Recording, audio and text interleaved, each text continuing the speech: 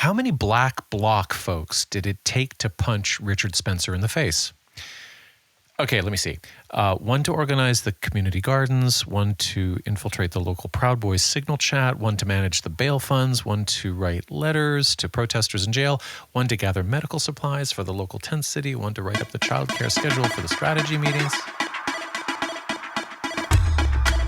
I'm Matthew Remski. That was an anti-fascist dad joke. Did you get it?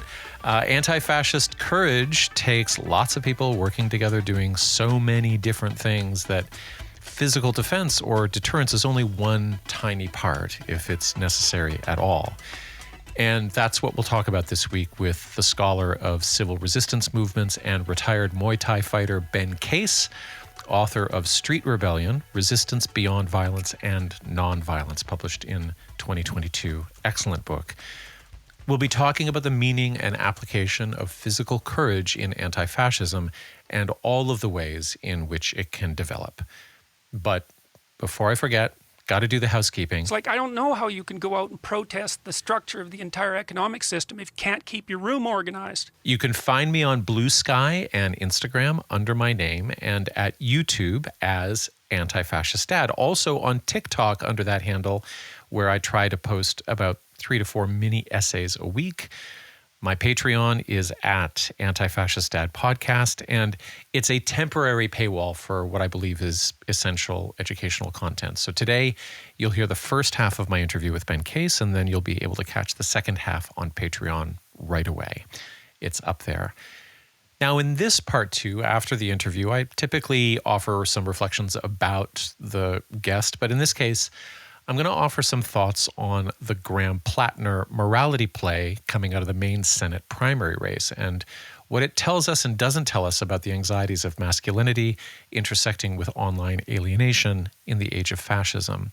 So that's already up there, and it will be exclusive to Patreon for 2 to 3 weeks. And the other series of temporarily paywalled episodes will be a YouTube series called Anti-Fascist Dad Basics, in which I do some workshop work on the key terms that we just can't avoid if we're trying to have a clear conversation about fascism and how to fight it. And the first one of those has just moved to public status, so I'll link to that in the show notes. Lastly, in the show notes, you'll see a pre-order link for the book that this podcast is based on and supporting, Anti-Fascist Dad from North Atlantic.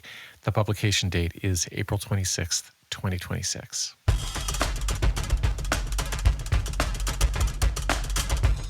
Okay, fascist, squish, and anti-fascist news of the week. And Mr. President, if you are declaring war against these cartels and Congress is likely to approve of that process, why not just ask for a declaration of war? Well, I don't think we're going to necessarily ask for a declaration of war. I think we're just going to kill people that are bringing drugs into our country. Okay? We're going to kill them. You know, they're going to be like dead.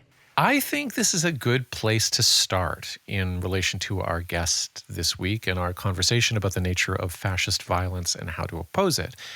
Say what you want about Trump, but he is honest, outright saying here that he's just going to kill people. Now, if you recall mention recently of the imperial boomerang, this is that boomerang, only it's going in all directions at once.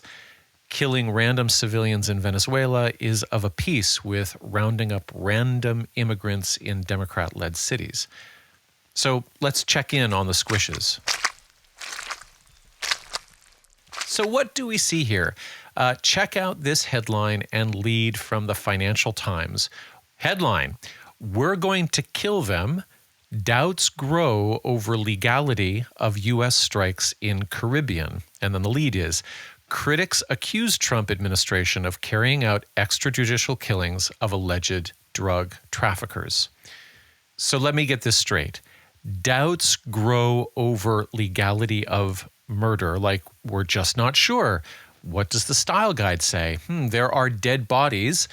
Was hitting those personal speedboats illegal, or are those just accusations from critics?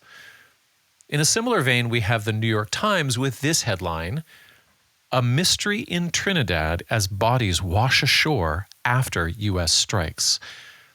Okay, so let me just pause right there to note that Trinidad is only 7 miles off the coast of Venezuela. So, yeah, we have a real whodunit here. But here's the lead. Listen to this. The U.S. campaign targeting what it says is drug trafficking from Venezuela has exposed Trinidad to the fallout. Unidentified bodies with burn marks and missing limbs showing up in its territory. This has got to win some kind of prize for passive voice and strange construction. Let me just read it again. What it says is drug trafficking from Venezuela. Okay, so first of all, don't bother fact-checking. Has exposed Trinidad to the fallout.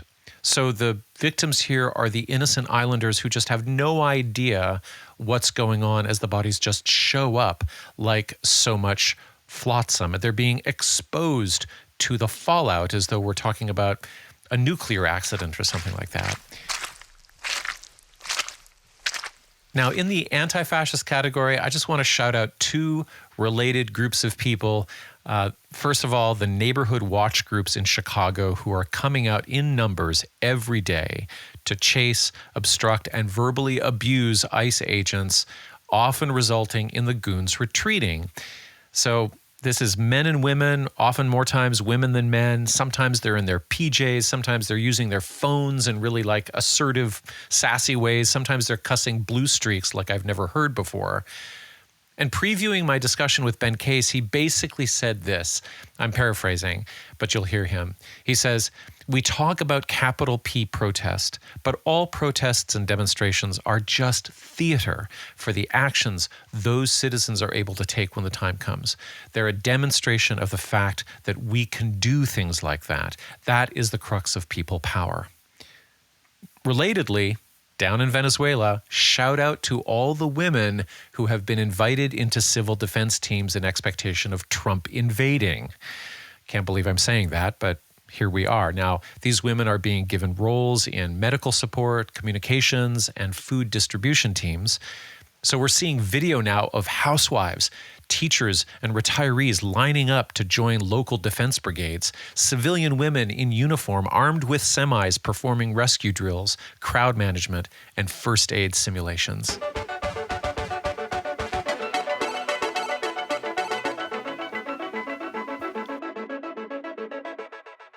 So I came to Ben Case's work through a weaving together of the stories of two of my guests so far. So last week's guest, Mark Bray, actually pointed me towards Case during a time in which the legacy media was using the term violence as a descriptor in reporting out incidents of confrontation and open conflict around the college campus encampments like the one here at U of T, Occupy for Palestine, which my week 2 guest, Sarah Rasik, was a lead organizer of. And increasingly, pundits and news anchors were attributing violence to college kids at a time in which those same platforms were refusing to call Israel's attack on Gaza genocidal.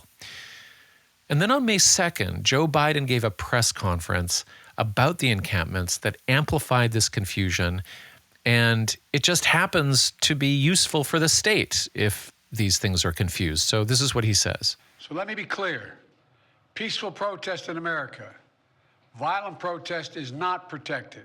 Peaceful protest is. It's against the law when violence occurs. Destroying property is not a peaceful protest. It's against the law. Vandalism, trespassing, breaking windows, shutting down campuses, forcing the cancellation of classes and graduations. None of this is a peaceful protest. Threatening people, intimidating people, instilling fear in people is not a peaceful protest.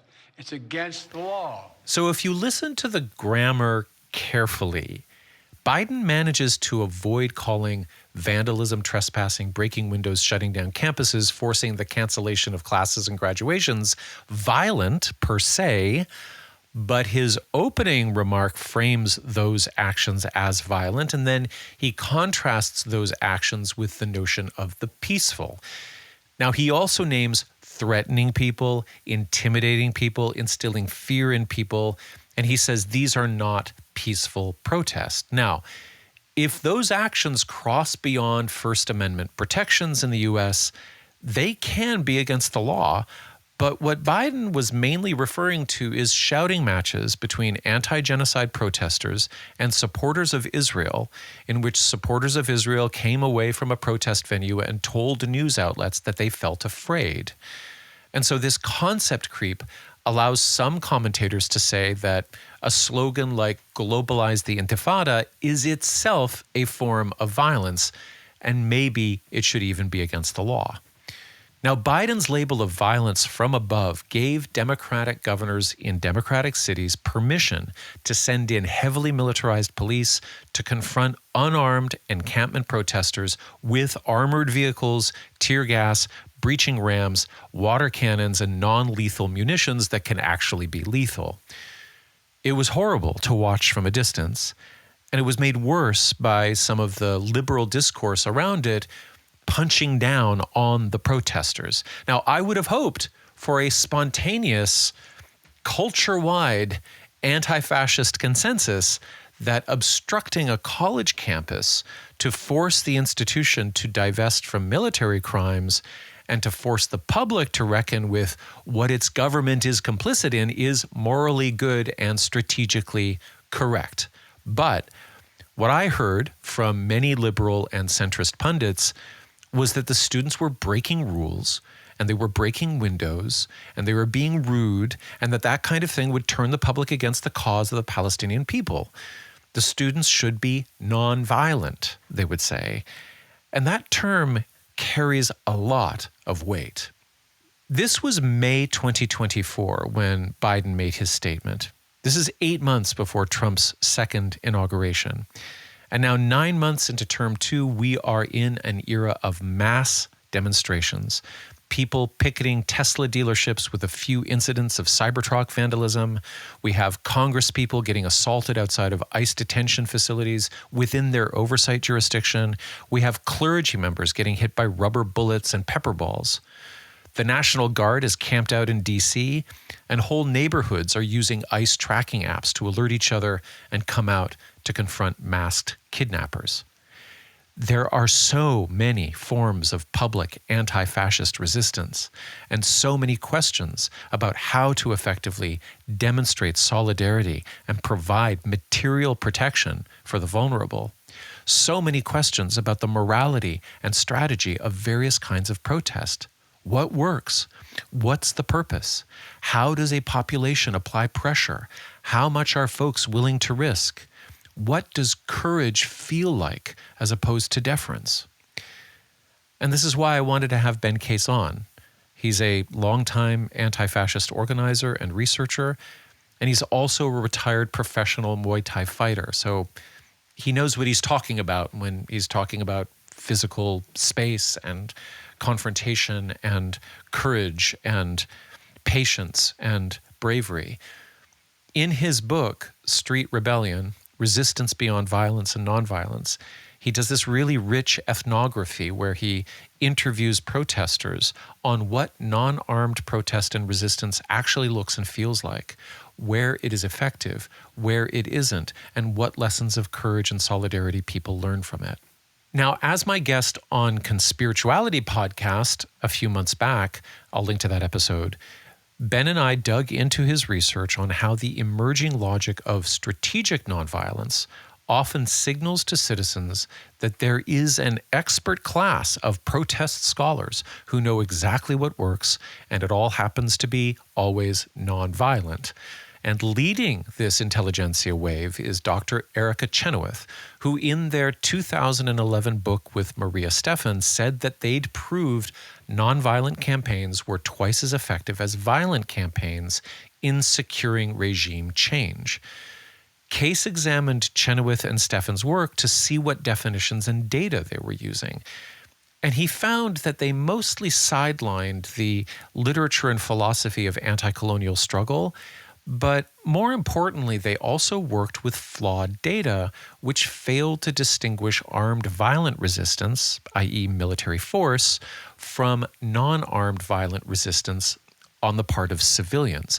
And this meant that they wound up classifying all kinds of movements that applied non-armed force, like rioting, property destruction, and sabotage, as being non-violent because they didn't involve firearms and didn't cause more than 1,000 casualties.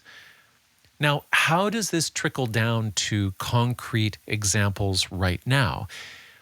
Consider the encampment issue. There were no direct or forceful actions undertaken during those encampments in the spring of 2024, from property damage to scuffling with riot cops to vandalizing monuments to chanting from the river to the sea, that would have qualified as violent according to the definitions of Chenoweth and Stephan.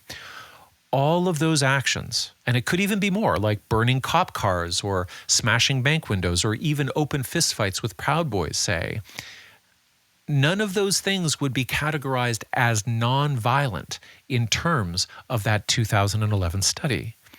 And yet, without this clarity, the moral clout of the term non-violence can obscure this truth. Now, Chenoweth rode this work to their current chair position as academic dean at the Harvard Kennedy School, and that seat happens to have a lot of influence in U.S. domestic policy. But they have also acknowledged the substance of Case's criticism because he's right.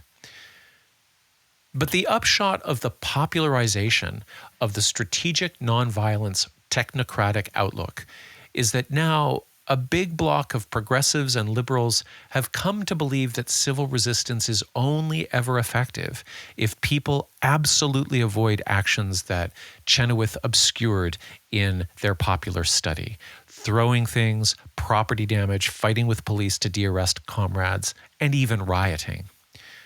What Case makes clear is that movements we think of as being nonviolent never really are.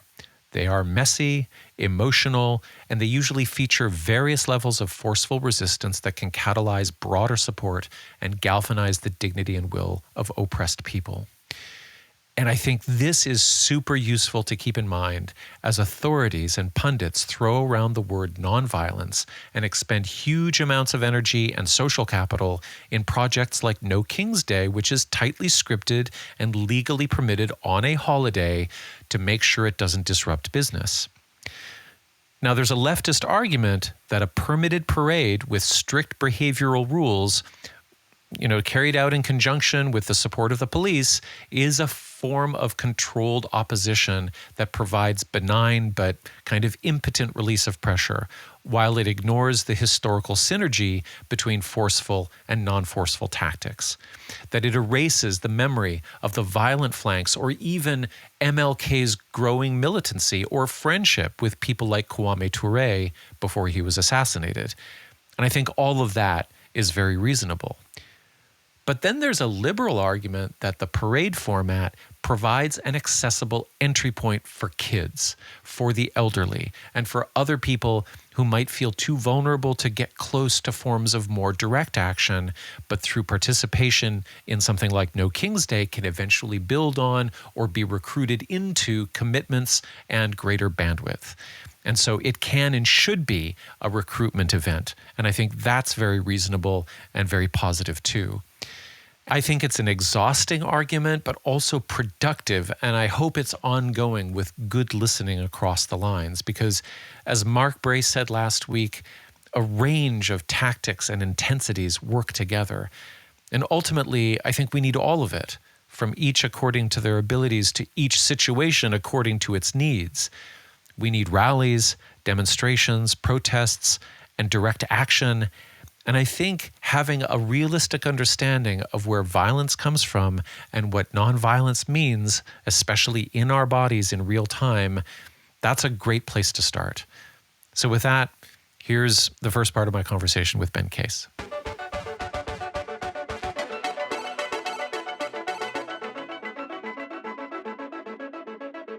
Hey, Ben, welcome to Anti-Fascist Dad. It's great to have you here. Yeah, thanks for having me. Great to be here. Okay, so here's the big question first. What does it mean to be physically brave as an anti-fascist? And does everyone have access to that? I guess as I see it, bravery is about being willing to risk yourself for the sake of something or someone you care about, sometimes in unknown ways. Right. And there's all kinds of ways to be brave. I like the adage, I don't know who said it first, probably lots of people, but the adage that courage is like a muscle, right? It gets stronger when we practice it. Yeah. And, of course, the flip side of that is you can also injure a muscle with overuse or misuse. Yep. And so I guess another way to put that is there's a difference between bravery, being brave, and being foolhardy. And sometimes you really can't tell the difference until afterwards. And sometimes part of bravery is being willing to sort of push that line. And we all have different capacities to risk things in different ways as well. And bravery shows up differently in different moments. I think you can feel it when it's there. But one of the things about rising fascism is I think it puts us in too many situations all the time, all around us, where we're forced to activate those bravery muscles. Yeah. I think that can strengthen us, but it can also easily lead to overuse and misuse and burnout. And there isn't much we can do about that context. We're in that context, but I do think it's important to be aware of it. I guess the other thing I'd say is, since you said physical bravery, in that sense, I think all bravery is physical in a way, because we do everything we do in our physical bodies, Right. Whether that's using your voice or your body for different things, or your fingers to type something. And of course, the consequences of rising fascism happen in our bodies and to our bodies, Right. sooner or later, to all of us in different ways. So when we look at it that way, I think the difference between, standing up for a coworker with your voice or signing a union card with your hand isn't all that different from joining a picket line or putting your body in between ICE agents and community members. It's sort of a difference of degree, not kind, in that kind of a way. So yes, I think everyone has access to physical bravery in different ways. I think practicing it helps us do it more, do it better. And I think everyone can do things that put ourselves at risk in some way for the sake of our communities or for someone else. I think it's kind of a false distinction I opened with, which is, is there such a thing as physical bravery per se? Because don't we do everything with our bodies? And I think for the person who feels like, oh, I actually don't feel that kind of courage, it's probably true that they feel another kind of courage or bravery, and that they can access that. Yeah, I think so. And I think, different kinds can lead to other kinds. As I said, I think the more we sort of practice that, the more we get in the habit of practicing that, not just by ourselves in sort of isolation, but with other people and in conversation with other people, I think the better we get at it. A practical question next that does veer into, the question of what happens in physical spaces with our bodies. And it's also related to your specific research. This is the era of ICE thugs kidnapping people off the street. We've got, 800 National Guard troops in Washington, D.C. right now, stopping people for no reason whatsoever. Sometimes these interventions are thwarted by community members who put their bodies in the way. And this is also the era of cops dragging anti-genocide protesters away by the hair or beating them up. And so all of this is very much in our faces right now. And what I want to know from your experience is, what are the top, and also historically, what are the top physical preparations and precautions that young people should think about when they are heading out to protest, or when they feel they have no choice but to protect their community members? Yeah, it's a great question. I go back to, I think physical training is really important. I was a professional Muay Thai boxer in what feels like a previous life. Yeah. And, I try to stay involved as a coach and as an official in the sport. And I think I found it really helpful, that kind of consensual, violent physical training, to normalize that feeling of physical violence on our bodies in different ways with again, consenting partners and with good training and proper, care, that we can just normalize that feeling of being pushed, being hit, being hurt, sometimes getting injured. So that we're able to better control our adrenaline in those moments when it happens in the street. And maybe it's a cop or somebody else. I found it really helpful to be able to check those feelings. Someone gives me even a violent shove in a crowd. that adrenaline spike isn't there the way it would have been before, because I'm used to that feeling and I can check in with myself. I can stay aware of my surroundings. It can help us distinguish in the moment about whether or not we're hurt versus injured. If your arm is twisted behind your back, you can sort of know a little better if you've done physical or martial arts training. Is my arm breaking, or does it hurt like that? Or can I twist my body in a certain way to make it a little better? Or, it can help you stay in the moment and keep your head on your shoulders, so to speak. And can help you, I think, stay honest with yourself about what you're doing and where your values are in the moment. You mentioned, people putting their bodies on the line to protect people from ICE raids or being dragged away in protests against U.S. support for the genocide of Palestinian people.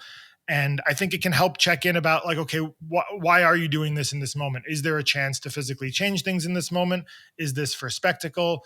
And if it's for spectacle, is it a good moment for spectacle? It's not always a bad idea to do things for spectacle. That can be really important at times. Right. But is this a good moment for that? Is this worth, you can sort of stay more in your body if you have those experiences of little bits of physical violence, again, in a sort of well-curated and consensual atmosphere. Training for fight sports or martial arts can help you sort of stay in conversation with yourself and other people around you when scary things are happening. This sort of keynote here is normalization, because everything that you're talking about is about not really being surprised and not acting out of a kind of maybe terrified, reactive response, which would be very natural if you are not used to or prepared for, or that you're just sort of instantly morally outraged by the fact that you're being physically assaulted. Yeah.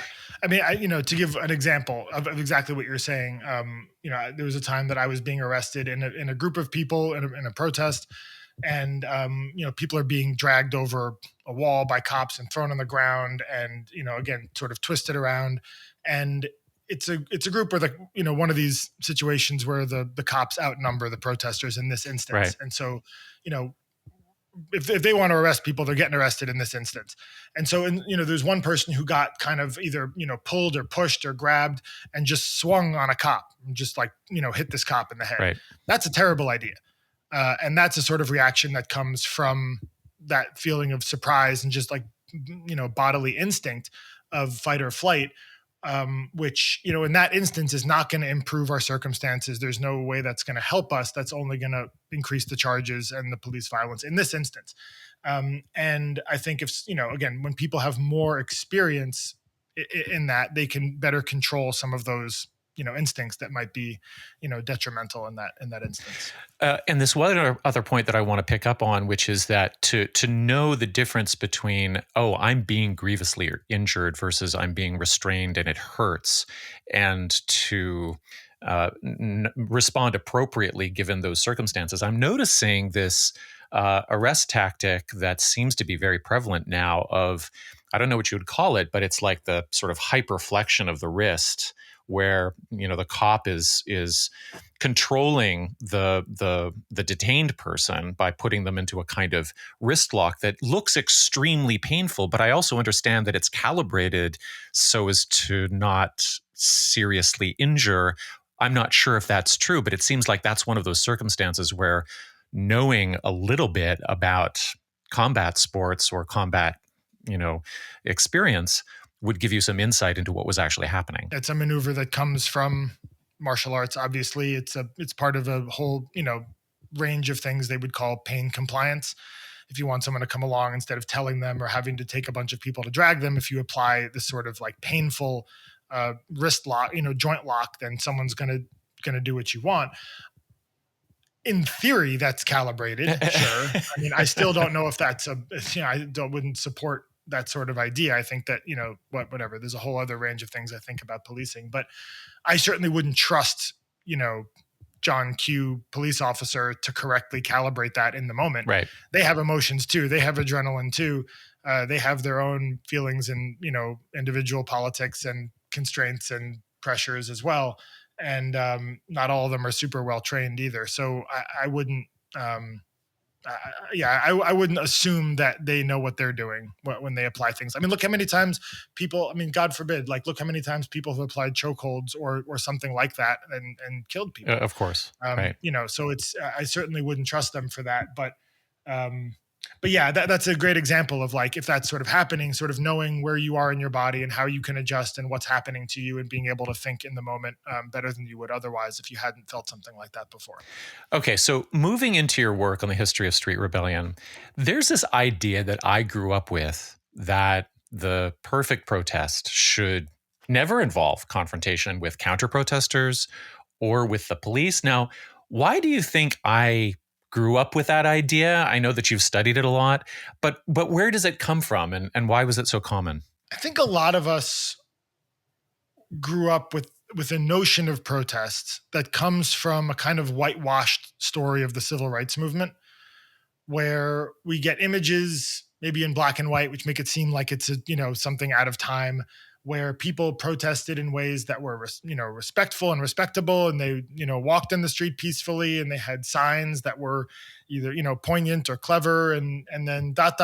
society changed. You know what? I'm just thinking too about the black and white photographs. I've never thought about this, but the fact that those guys are all in fantastic suits, I think seems to make a difference. Don't you think? Definitely.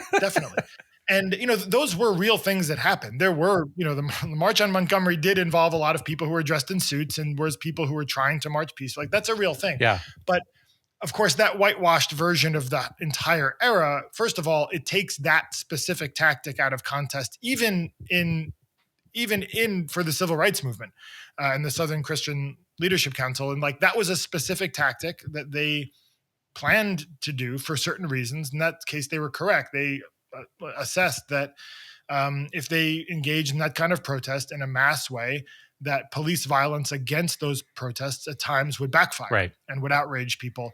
That worked in that instance, in some cases. But the first thing is that was also paired with lots of other types of direct action, including, the like lunch counter sit-ins, which were directly disruptive, which they knew they would be engaged by people who were upset by that, who would physically assault them, even arrest them. They knew there would be confrontations. And, that in the entire sort of nonviolent civil rights apparatus was also happening in the context of a lot of other types of physical action, like urban uprisings, and a sort of a global context where there were imperial wars happening in different places and armed counterinsurgency. And so all that was sort of in context. And so when that one part gets excerpted and just sort of like,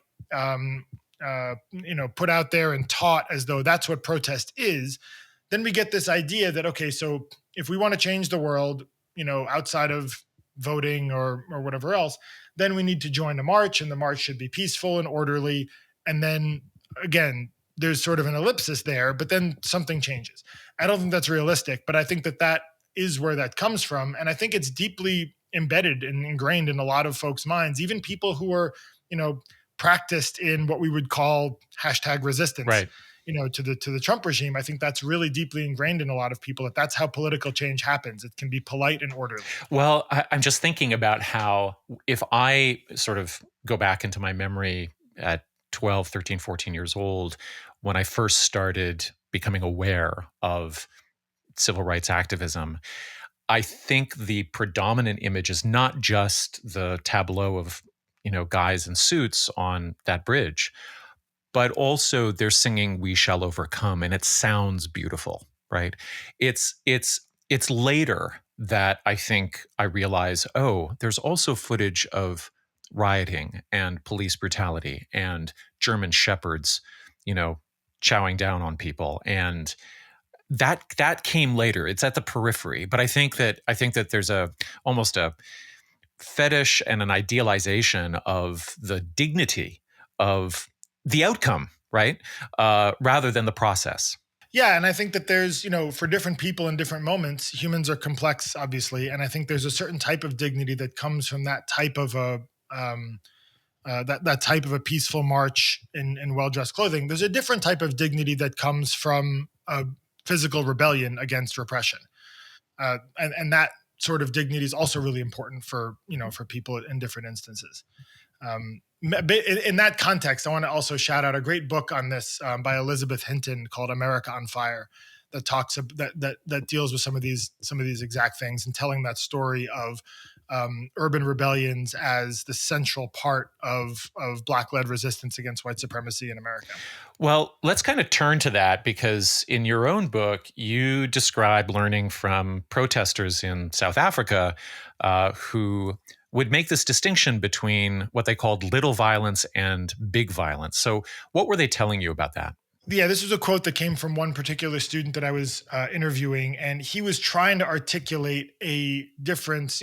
So I was studying for my doctoral dissertation. I studied riots and nonviolent protest and the way we talk about violence and nonviolence in social movements. And I was interviewing students in South Africa who had been part of this student rebellion in between 2015 and 17, roughly.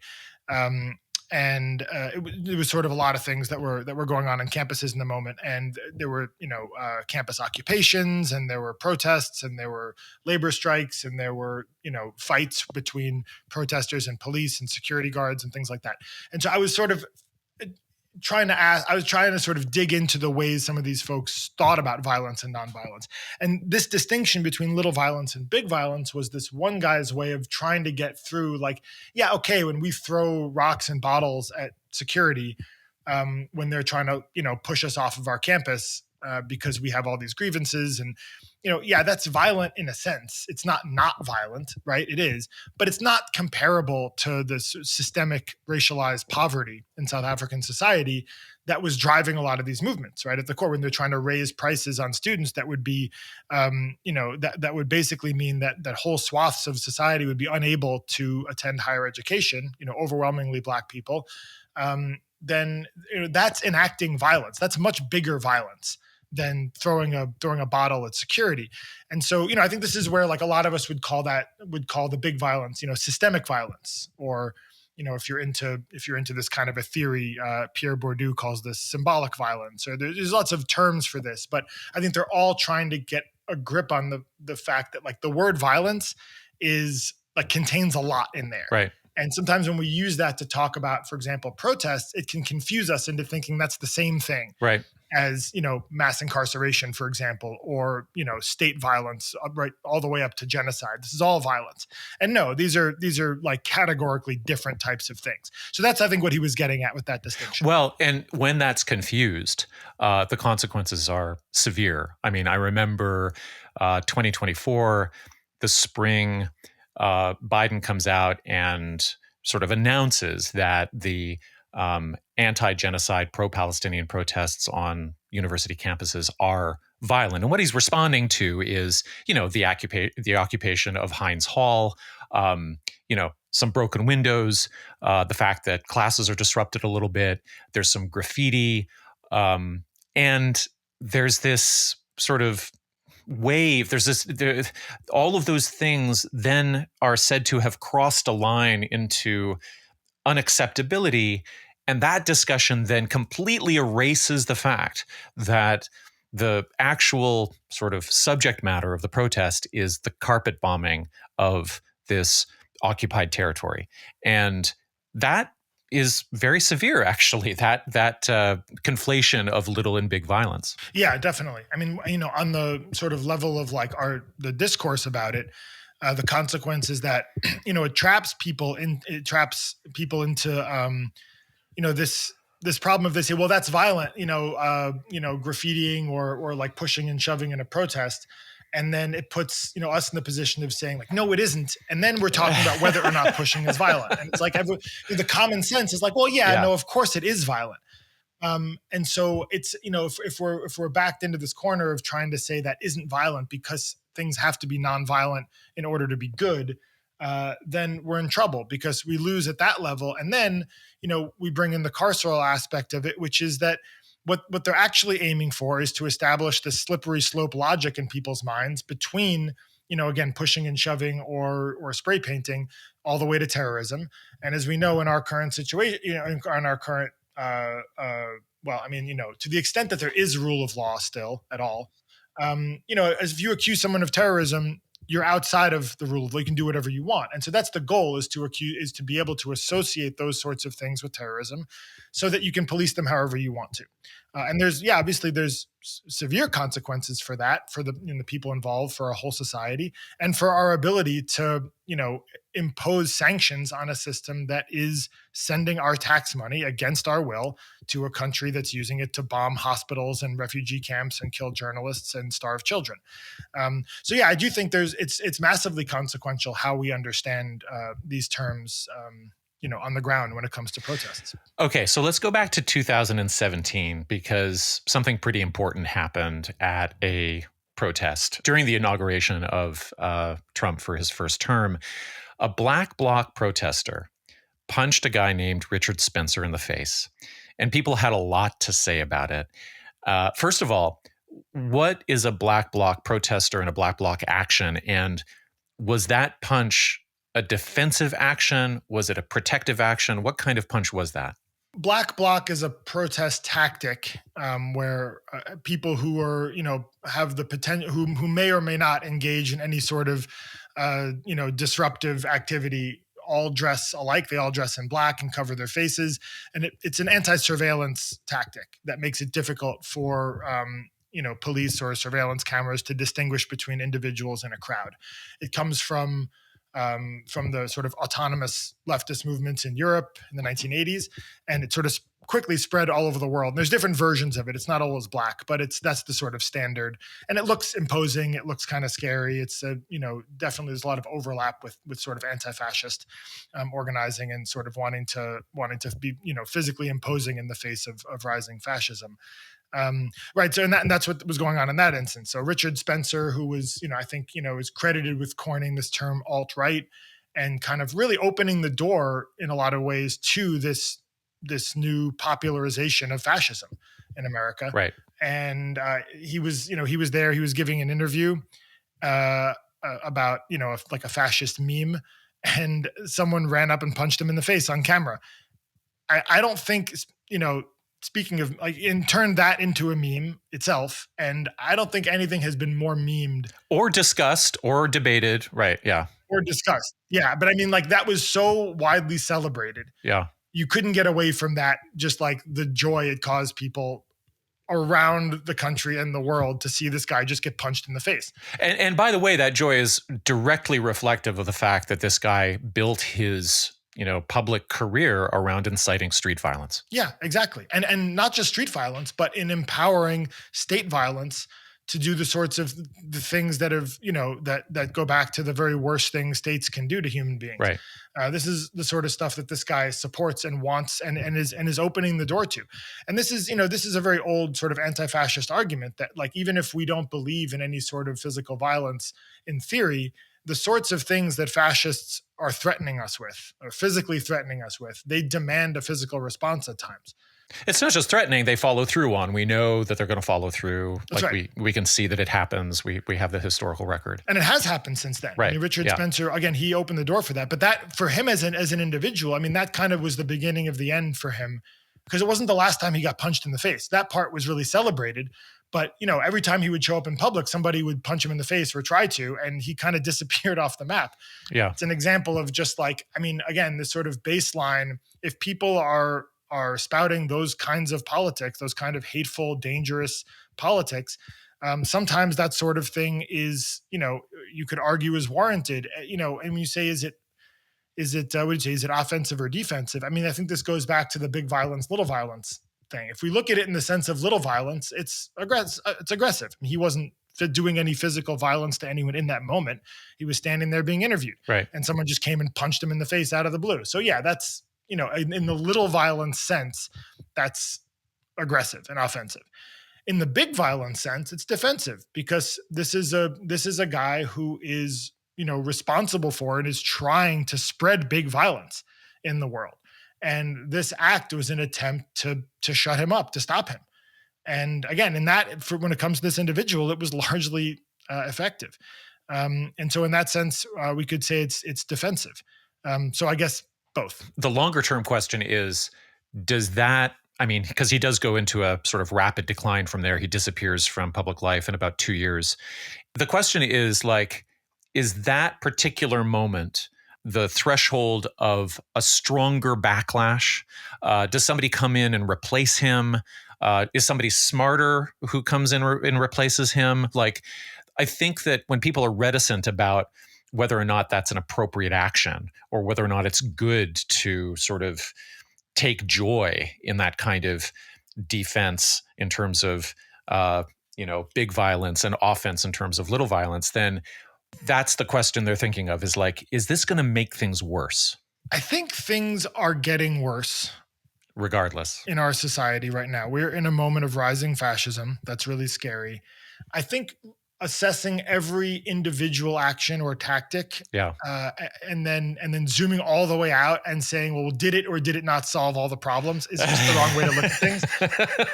Well, it proposes a kind of like science to it too, right? Like that somehow you could track that. Right, exactly. And there's a lot of social scientists who try to do that with different types of tactics and approaches. And I think there's a value to that in some cases, but I think we have to calibrate again our views of things.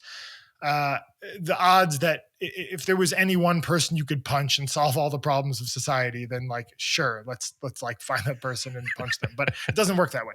I do think sometimes actions like that can be part of solutions, but part of a much larger constellation of collective action, collective and individual actions. So I think it's better to look at it that way. I also think when it comes to like whether or not people should feel joy, I also think it's kind of the wrong way to look at it to sort of like think about that morally, like whether or not we should. Like Luigi Mangione is a great example, I think, because we're not talking about like a punch in the face. We're talking about someone who's being accused of murdering somebody in cold blood. Right. Again, in the abstract, an incredibly heinous action. It caused an enormous amount of joy across American society. Again, the sort of memification of it, which takes it just out of that actual visceral violence of the moment. Right. But instead of sort of saying like, should we or shouldn't we, I think it actually is helpful to kind of take a social science approach and just notice that people are. Yeah. Right. And that tells us something about our society. It tells us something about privatized healthcare. It tells us something about, people who have to choose between, like getting their healthcare and feeding their families, or people who just can't and go bankrupt. Like that tells us something about our society. And I think that's more important than like, should you or shouldn't you feel a certain way? Well, the should you discussion really, it does actually interrupt that question or that inquiry into, well, how impactful actually is this? I mean, because the response of, that's really in poor taste. This guy has a family, and he's just a regular guy like you. And, he didn't ask to be in his, Titan capitalist job. He just sort of got there and whatever, and somebody else will take his place. And all of that discomfort with the raw vitality and emotion expressed during that moment really kind of obscures why the event takes place at all. Totally. And I think it's similar with Richard Spencer getting punched in the face. I mean, it showed that people were widely aware that there was this rising fascist tendency, and a lot of people hated it and disliked, and were happy to see someone who a lot of people don't know what to do about it. Someone did this thing in this instance, and a lot of people were happy about that. So that tells us something about where we're at in society. And yeah, people have replaced him. Of course, the whole thing did not hinge on that guy. And, it doesn't mean that the solution is everyone has to punch all the people all the time. I'm not saying that. But I do think those sorts of physically, contentious actions that involve little violence are an important aspect of political struggle, have been throughout history and are right now, especially considering the level of state violence that we're facing and what we might expect in the future if people don't stand up to it.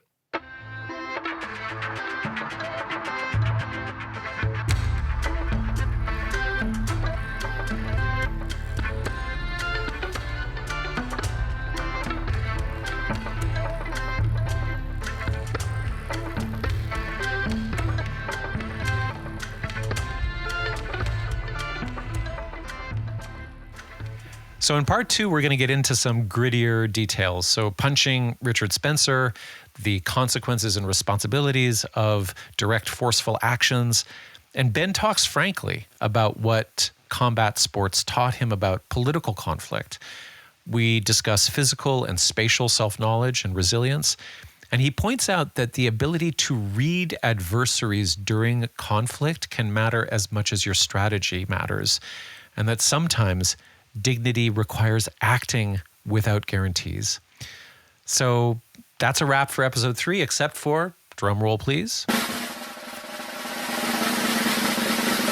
Fascist Dad of the Week. So as I said, in part 2 with Ben Case, I'll be talking about Graham Plattner and his Nazi tattoo. But do you know who hasn't even begun to reckon with or try to apologize for having a bunch of right-wing tattoos all over him?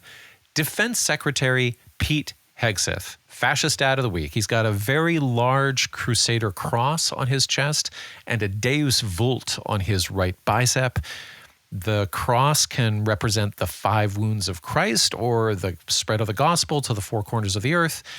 But in a militant context, it's also a Crusader emblem historically linked to holy war imagery. And Deus Vult is kind of in the same category. It's Latin for God wills it. And it was a medieval Crusader battle cry during the First Crusade to justify religious warfare against Muslims. So, checks out. Now, recently, Deus Vult has been adopted by far-right and white nationalist groups as a slogan of militant Christian identity and Islamophobia. So, this is the 3 times married guy with 7 kids who's directing that buildup we mentioned in the Caribbean. I'm Matthew. That's it for this week. I'll see you over on Patreon for Ben Case Part 2, or next week back here for a special solo episode where I'll be reviewing a new book by multi-millionaire Democrat whisperer and podcast junkie Scott Galloway. Take care of each other.